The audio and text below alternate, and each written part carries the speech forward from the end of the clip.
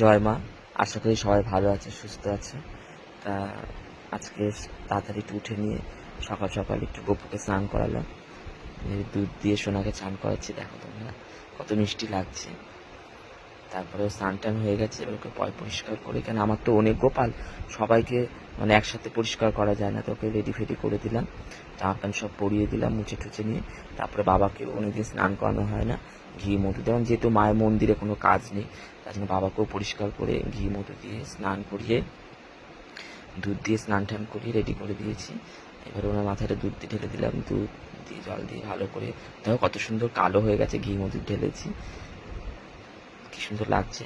এবার একটুখানি বাবার কপালে বিভূতি দিলাম, বিভূতি ছাড়া বাবাকে ভালো লাগে না, তাই বিভূতি করে দিলাম একটুখানি। তারপর কত সুন্দর লাগছে দেখো। আর আমার গাছের পদ্ম একটা ফুটেছে আর একটা ফোটেনি, করি একটা পাশের বাড়ি ভাইকে দিয়ে পদ্মগুলো তোলা করলাম, দেখো পদ্মটা কি সুন্দর ফুটেছে, মনে হচ্ছে বাবার মাথায় দিয়েছি, বাবার মাথায় এত সুন্দর লাগছে, দেখো কি সুন্দর। আর এই ছোট্ট পুচকি পদ্মটা ফুটিয়ে আমি আমার গোপুসোনাকে দেবো বলে আর ওকে তুলেছি, কেন বাবাকে দেবো গোপুসোনাকে দেবো না, তাই একটা পদ্ম গোপুসোনাকে তুলে দিয়ে তাই সবাইকে খেতে দিয়ে দিলাম। সবাই ভালো থেকো, সুস্থ থেকো, জয় মা, সবাই ভালো থেকো, হর হর মহাদেব।